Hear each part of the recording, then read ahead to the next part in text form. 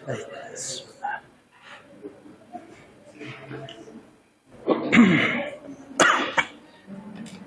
Baik, bismillahirrahmanirrahim. Assalamualaikum warahmatullahi wabarakatuh. Alhamdulillahirabbil alamin. Allahumma shalli ala Muhammadin wa ala alihi washabihi ajmain. Baik, hari ini kita lanjutkan mata kuliah. Saya masih ingat kan kemarin kita ada satu pertanyaan yang belum terjawab. Sudah ketemu jawaban? Enggak kami cari, Pak. Iya, jujur aja. Adakah yang niat mencari kemarin? Enggak, Pak. Ya karena enggak penting. Gitu. Ada yang masih ingat sama PR-nya? Apa PR-nya? Objek dari yang dipelajari dalam ilmu hukum. Apa jadi jawabannya? Pokok permasalahan. Jadi yang bicara adalah masalah. Kalau nggak ada masalah, berarti bukan masalah hukum. Hukum itu timbul karena ada masalah. Betul? Apakah orang menikah itu karena ada masalah? Diatur pernikahan. Orang jual beli itu ada masalah? Hah? Tidak, orang dia jual beli. Tidak semua hukum itu berkaitan dengan masalah. Oke, ada lagi jawabannya? Apa yang ya silakan di belakang, Mbak.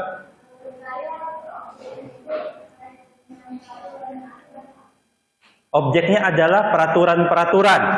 Itu sudah dijawab kemarin ya. Lebih luas. Dia jawab undang-undang. Undang-undang itu makna lainnya peraturan. Dan saya jawab belum tepat. Ada tingkah laku. Objek hukum adalah tingkah laku. Ya. Konstitusi itu tingkah laku bukan? Konstitusi, undang-undang dasar itu tingkah laku bukan? Bukan. Itu objek pembelajaran kita bukan? Iya, berarti tingkah laku objeknya bukan?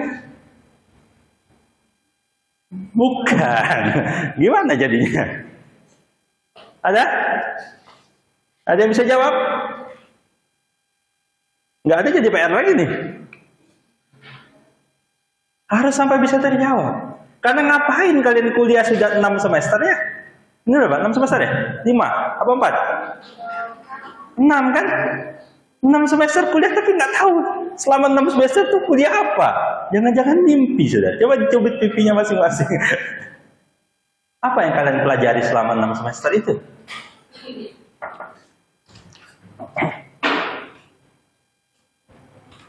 Ada jawaban lagi? Objeknya hukum itu sendiri, Pak. Objeknya adalah hukum itu sendiri. Ya jawabannya begitu saja. Ya jawabannya hukum kan? Ya, itu jawabannya.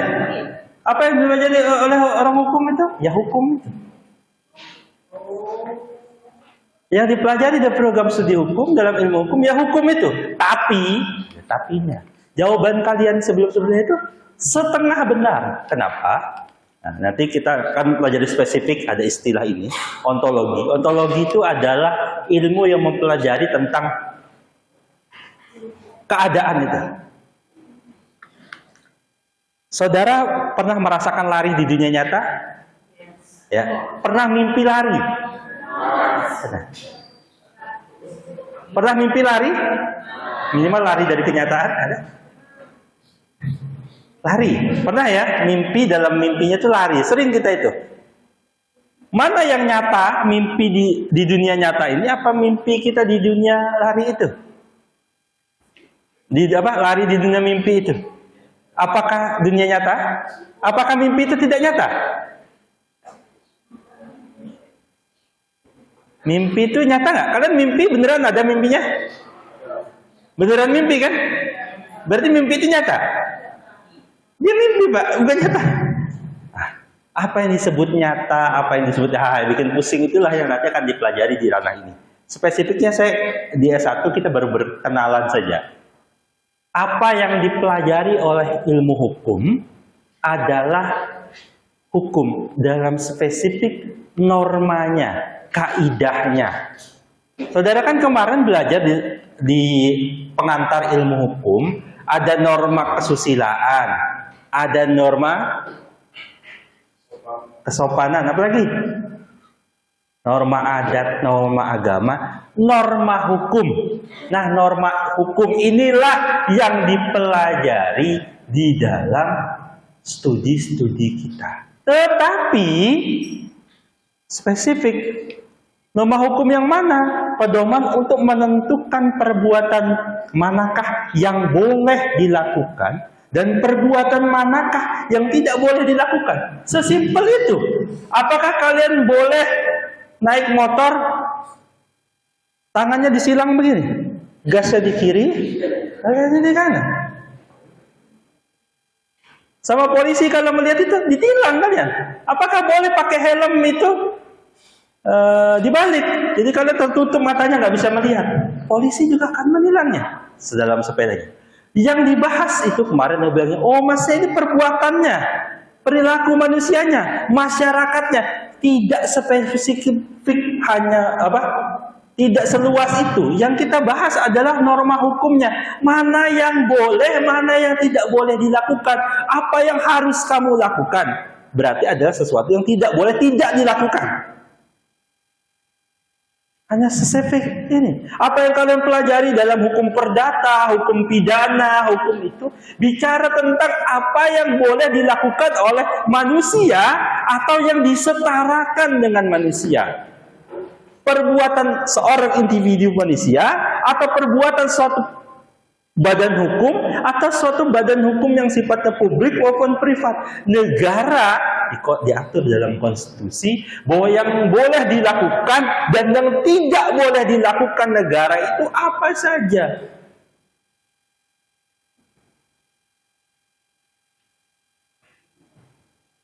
Oh gitu Pak.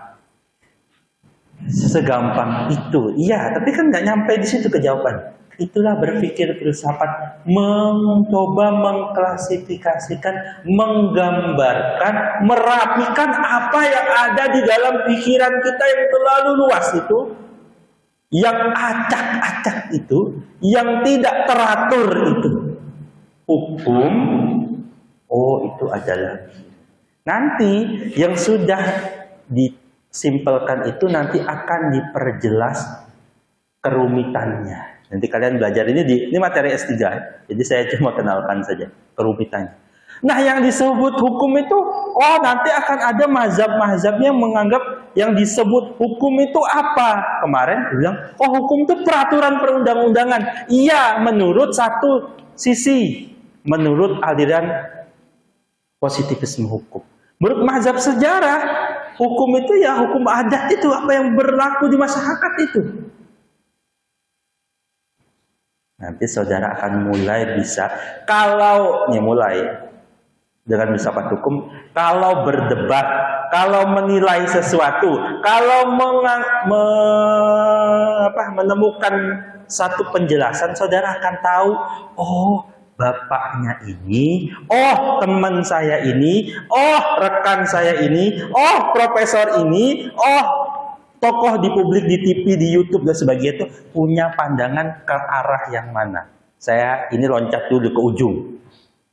Kerennya begitu. Gunanya belajar ini kita bahkan tahu kenapa saya dan dia itu berdebat, karena dia berpandangan A, saya berpandangan B. Tidak akan selesai debatnya. Kenapa? Karena memang ada pandangan yang tidak sepakat. Tapi kita bersepakat kalau kita punya masing-masing perbedaan. Masalahnya kita sering berdebat panjang itu, tapi kita tidak menyepakati perbedaan titik perbedaannya. Ya, nanti kalian kalau berpasangan, kalian nanti akan dalam hidup itu kan punya sisi masing-masing. Oh, orangnya tipenya di sini, dia tipenya di sini. Kalian harus memahami titik perbedaan kalian. Tidak mungkin bisa menyatukan. Seorang pasangan itu tidak akan pernah disatukan karena sama. Kenapa? Karena dia laki-laki dan perempuan. Dia bukan laki-laki dengan laki. Tuhan menciptakan Adam dan Hawa, bukan Adam dan Bambang yang tidak melahirkan siapa-siapa. memang dibikin berbeda, tapi yang diminta itu bukan untuk menghilangkan seluruh perbedaan, tapi diminta untuk mengetahui detil perbedaan sehingga kita tahu arahnya akan kemana. Nah, oke, sampai sini ada pertanyaan? Oh, jadi jawaban saya sudah benar, Pak? Sebentar. Gimana? Ada pertanyaan? Atau kelas, sekali lagi ya, kelas ini akan gagal kalau kalian tidak punya pertanyaan di dalam pikiran saudara. Minimal kalau malu menyampaikannya, tapi dalam pikiran kalian punya pertanyaan. Kalian tidak mengerti ini.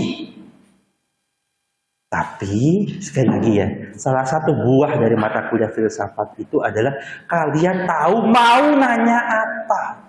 Banyak mahasiswa yang tidak tahu, dia tidak ngerti apa-apa, tapi bahkan dia tidak tahu mau tanya tentang apa. Mudah-mudahan kalian tidak.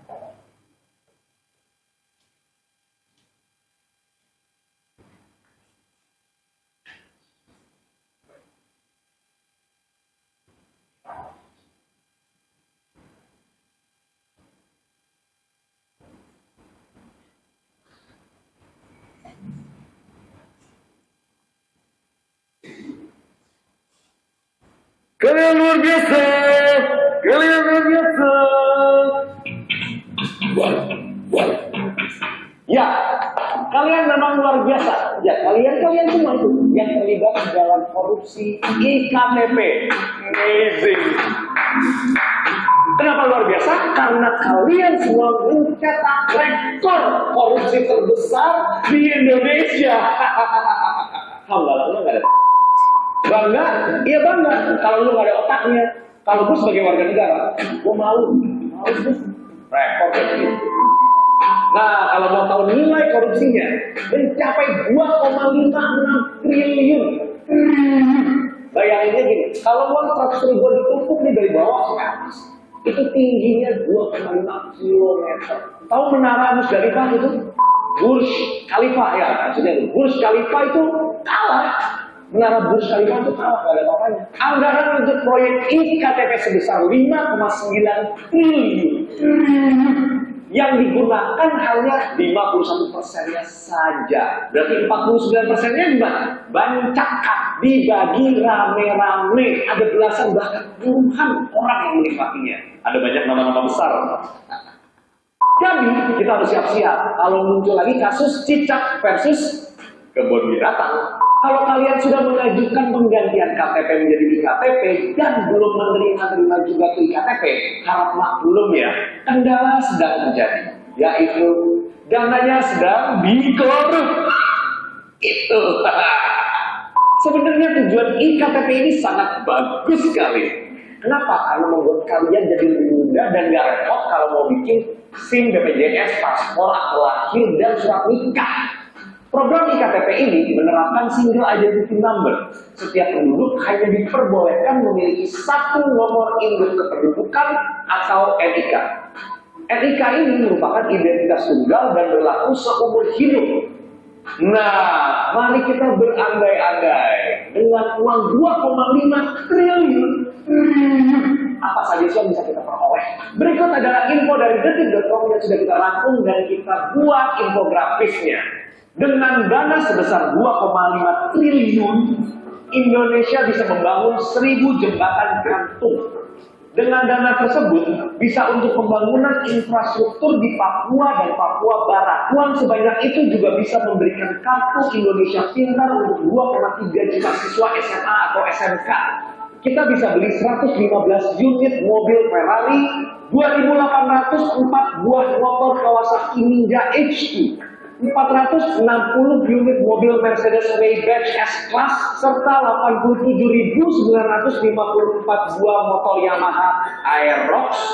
Edan gokil. Yang gue heran, udah tahu korupsi ini sangat merugikan banyak sekali rakyat Indonesia, tapi kok belum ada ya gerakan-gerakan seperti 11-12, 9-10, 7-11, 7-11, 11-08 yang menuntut untuk segera dituntaskannya kasus korupsi ini. Bayangkan, kasus ini baru terungkap setelah 7 tahun dirancang dan digarap. betul-betul terstruktur, masih sistematis. Oke. Jadi gimana kalau sekarang kita korupsi?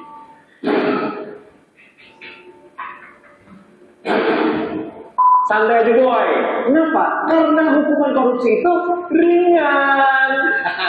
Berikut data yang kita sampul dari laporan Indonesian Corruption Watch dengan judul "Vonis tanpa menjeratkan koruptor". Rata-rata vonis terdakwa korupsi pada semester 1 tahun 2016 hanya 2 tahun 1 bulan penjara. Pada semester yang sama terdapat 384 orang terdakwa dengan rincian dibebaskan sebanyak 46 orang. Hukuman ringan yakni kurang dari 1 sampai 4 tahun sebanyak 275 orang. Hukuman sedang kurang dari 4 sampai 10 tahun sebanyak 37 orang. Hukuman berat di atas 10 tahun hanya 7 orang. Dan tidak teridentifikasi sebanyak 19 orang. Berani korupsi? Kenapa tidak? Emang yang dirusak oleh uang itu kan moral. Kalau dirusak, ya pasti kita jaga terus lah. Orang hukumannya ringan banget dan gak memiskinkan. Ya. Jadi, lu semua udah tahu dong mana yang baik, mana yang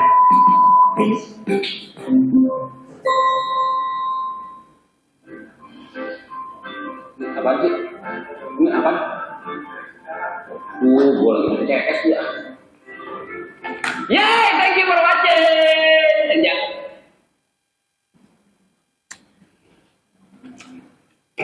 Oke, yang saya ditampilkan tadi itu cerita tentang perilaku suatu perbuatan namanya korupsi, ya. Ditarik menjadi dalam hukum, masuk sebagai satu tindak pidana yang dilakukan kan awalnya itu hanya perbuatan yang dilakukan oleh seseorang atau masyarakat. Perbuatan seseorang atau perbuatan masyarakat itu tidak selalu menjadi objek hukum. Kalau tadi dibilang perilaku, oh ini masyarakat, apa sesuatu yang di dalam masyarakat, tidak semuanya menjadi objek dari pembelajaran hukum. Dalam pembelajaran hukum yang dijadikan objek, baik pembelajarannya maupun objek hukum itu sendiri, ia adalah ketika ia masuk sebagai perbuatan yang diperkenankan, diwajibkan, dilarang. Ketika ia masuk ke sana, maka itu disebut hukum. Jangan sampai anak hukum pertama tidak tahu mana yang menjadi ranahnya. Jangan sampai anak hukum tidak tahu juga kalau itu jadi ranah dia. Ada yang overlapping, ada yang sama sekali tidak care. Maka tujuan kuliah ditaruh di akhir-akhir menjelang kalian lulus. Ya kalian mau lulus kan? Sudah mau lulus? Cepat banget mau lulus ya. Semester berapa nih? 6. Di semester depan kalian sudah bisa lulus. Semester 7. Bagi yang lulus, bagi yang belum ya sudah. Tapi ini sengaja diletakkan di semester menjelang akhir adalah kalian diingatkan kembali dulu di awal di pengantar ilmu hukum, saudara dijejali dengan teori-teori hukum. Teori tentang ini, definisi ini. Mayoritasnya mahasiswa lupa. Ya. Apa itu peristiwa hukum? Apa itu hubungan hukum? Apa itu akibat hukum? Bisa jelaskan lagi? Enggak Pak, bingung kata-kata. Iya, karena waktu itu masih semester 1 Pak. Waktu itu ya berlalu begitu saja Pak. Ya kan? Nah, makanya di semester jelang akhir muncul mata kuliah filsafat hukum agar kalian merecall kembali aturan lama yang dikaji lebih dalam dengan basis kalian sudah belajar begitu banyak aturan hukum. Oh, ada HTN sudah dipelajari, ada HAN sudah dipelajari, ada hukum pidana sudah dipelajari, hukum perdata sudah dipelajari, hukum dagang sudah pelajari, hukum acara pidana sudah dipelajari, hukum acara perdata sudah dipelajari. Banyak. Bahkan kalian sudah memilih peminatan di semester 5. Ada sekian mata kuliah peminatan yang saudara pelajari. Jangan-jangan yang saudara pelajari itu lari dari ranah yang seharusnya jadi bidang karya. Oke, kita lihat kembali hukum itu. Hukum ya didasari bahwa manusia itu adalah makhluk sosial. Di mana ada masyarakat, di sana ada hukum. Ibi ius ubi societas. Di mana ada masyarakat, di situ ada hukum. Oh, hukum itu bicara tentang objeknya adalah masyarakat. Tidak. Hukum itu hadir karena ada masyarakat. Kalau kalian, siapa tahu di sini ada yang memilih untuk hidup di pelosok sana, manalah? Dan sendirian di hutan, saingan sama siapa namanya, Tarzan. Tapi Tarzan itu masih punya komunitas seri hutan, hewan dan sebagainya. Nah, kalian hidup sendiri aja tanpa apa? Mungkin kalian tidak butuh hukum. Kenapa? Kan kalian tidak bersinggungan dengan siapa-siapa. Yang kalian butuhkan, bahkan tidak perlu norma sopan santun. Saudara kan wajib menutup aurat karena ada yang lihat. Toh kalau kalian di tempat tertutup, silahkan buka auratnya, ya kan? Adakah yang tidur lengkap pakai pakaian jilbab begini? Kan tidak. Tapi kenapa itu dilakukan? Ya karena di kamar kalian sendiri yang tertutup. Nah, kalau kalian hidup sendirian di hutan tak berteman, ya bisa jadi banyak hal yang bisa saudara tidak lakukan. Kenapa? Karena saudara tidak lagi hidup. Mungkin saudara kalau beragama, nah saudara hanya akan menjalankan norma agama yang berkaitan dengan ibadah. Yang berkaitan dengan masyarakat lain juga tidak perlu. Saudara tidak ikut aturan nikah karena saudara nggak nikah. Saudara tidak aturan jual beli, sewa menyewa karena saudara tidak ada di dalam masyarakat. Lahirnya hukum karena saudara hidup di tengah masyarakat. Ya, saudara kan bisa naksir cewek, naksir cowok itu karena ada orangnya ya. Coba kalian tidak pernah ketemu cewek, tidak pernah ketemu cowok, mungkin naksir nggak? Mungkin kalian naksirnya apa? Nggak tahu juga akhirnya. Itulah hukum karena kalian hidup di masyarakat. Hukum adalah aturan-aturan perilaku, aturan-aturan. Kalau aturan ini dikasih nama peraturan, itu rujukannya biasanya adalah peraturan perundang-undangan spesifik peraturan yang tertulis. Di sini lebih luas aturan-aturan perilaku, baik yang tertulis di dalam lembar-lembar undang-undang, lembar-lembar kode etik, lembar-lembar yang lain, ataupun yang tidak diatur di dalam. Saya selalu menyatakan masalah. Ada orang di sini, ada yang dari suku Bugis, ada, angkat tangan. Orang Bugis yang cewek saya cari. Ada? Yang nggak angkat tangan, saya sumpahi nggak kawin ya. Ada yang dari Bugis? Angkat tangan. Mbak, saya mau tanya Mbak, uang panainya berapa? Hah? Ya kamunya nggak matok, berapa keluargamu matok? Minimalnya berapa? Iya berapa berarti? 5. Berapa minimal? 100. Catat ya cowok-cowok ya.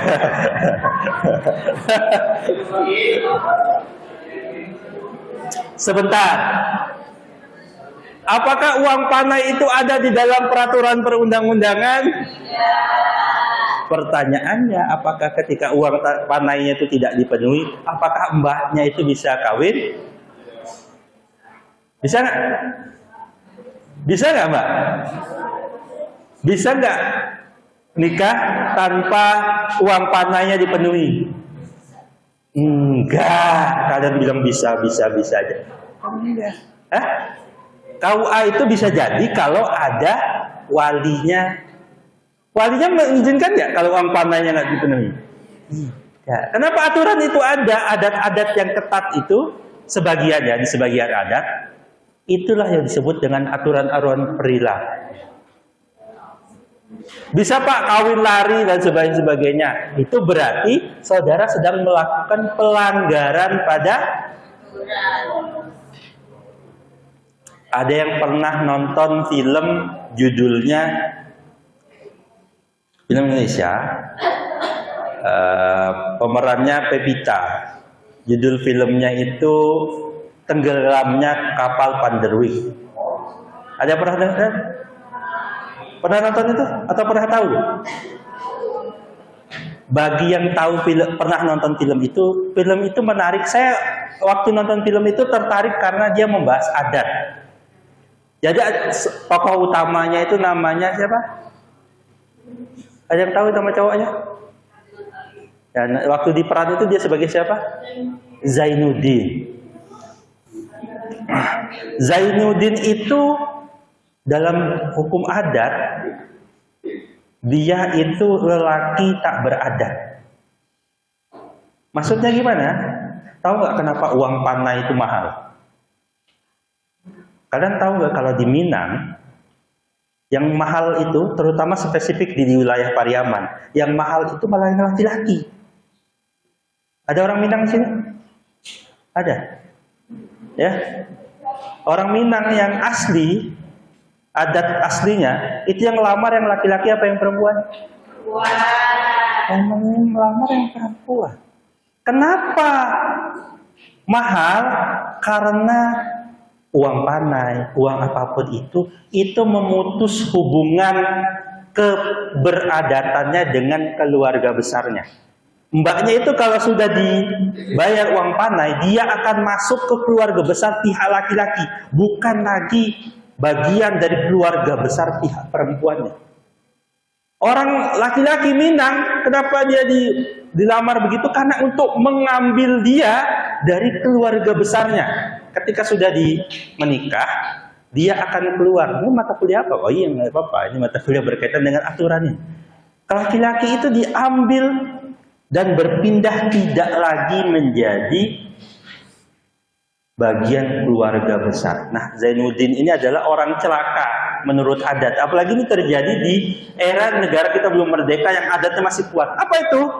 Dia adalah seorang lelaki Minang menikah dengan seorang perempuan Bugis. Ada yang tahu masalahnya di mana? Dengan penjelasan saya tadi? Bagi yang mendengarkan penjelasan saya tadi pasti tahu masalahnya. Di mana masalahnya?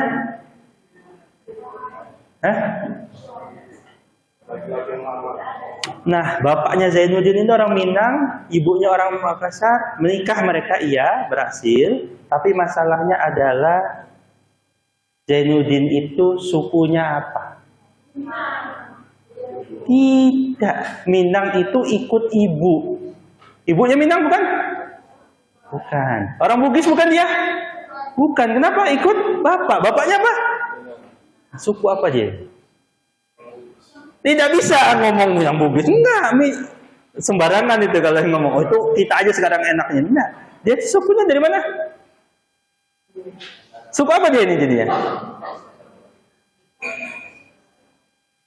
Kan kita enak nih ngomong, oh saya orang Kutai Pak, Bapak Jawa, saya sukunya gitu.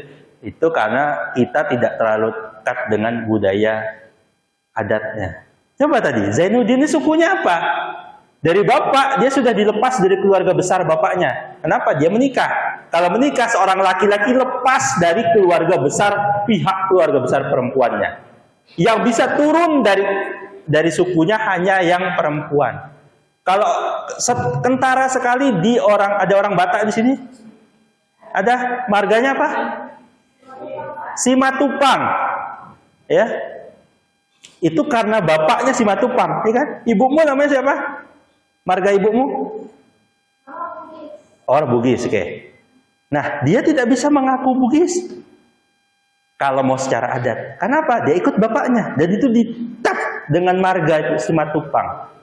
Itu dia masih pakai marga Simatupang. Nanti kalau dia menikah dengan seorang namanya Sitompul, ya, nanti dia berubah, bukan lagi berada di keluarga Simatupang, dia pindah ke keluarga Sitompul. Kalau adatnya masih jalan misalnya. Anaknya nanti tidak lagi pakai Simatupang, anaknya adalah Sitompul. Karena apa? Lewat jalur bapaknya. Itu orang Bugis begitu juga, lewat jalur bapak. Masalahnya orang Minang itu tidak lewat jalur bapaknya. Jadi pertanyaannya, Zainuddin ini yang berbapak Minang dan beribu Bugis itu sukunya apa? Secara adat.